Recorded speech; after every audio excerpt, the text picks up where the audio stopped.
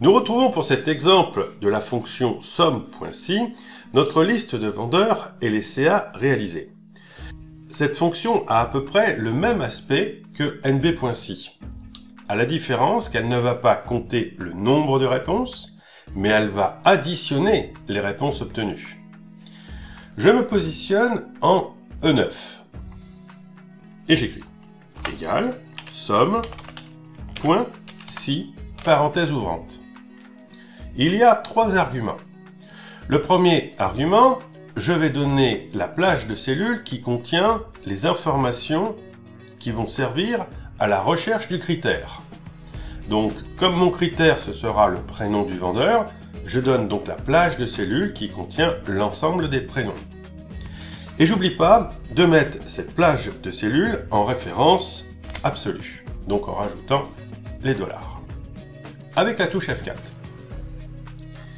Point virgule. Je désigne la cellule qui contient le critère, donc le prénom du vendeur que je recherche. Ici, c'est D9. Comme j'ai l'intention d'utiliser la poignée de recopie vers les autres vendeurs, je reste donc en relatif. Point virgule. Je vais maintenant désigner la plage de cellules qui contient l'ensemble des valeurs que je veux additionner. Donc ça va de B9 jusqu'à B24. Encore une fois, je n'oublie pas de préciser que cet ensemble de valeurs est à un endroit bien fixe sur ma feuille, donc je rajoute les absolus. Donc touche F4. Et je rajoute ainsi les dollars sur chacune des références.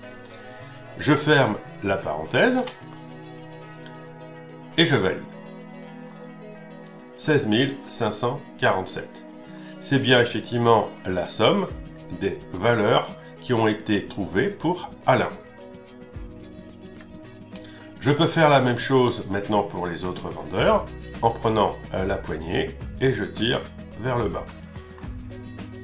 J'ai bien la somme des CA pour chacun de mes vendeurs. N'oubliez pas de vous abonner à la chaîne et un petit pouce pour dire que vous aimez mes vidéos et le livre qui est toujours disponible. L'adresse pour pouvoir le commander est dans la description.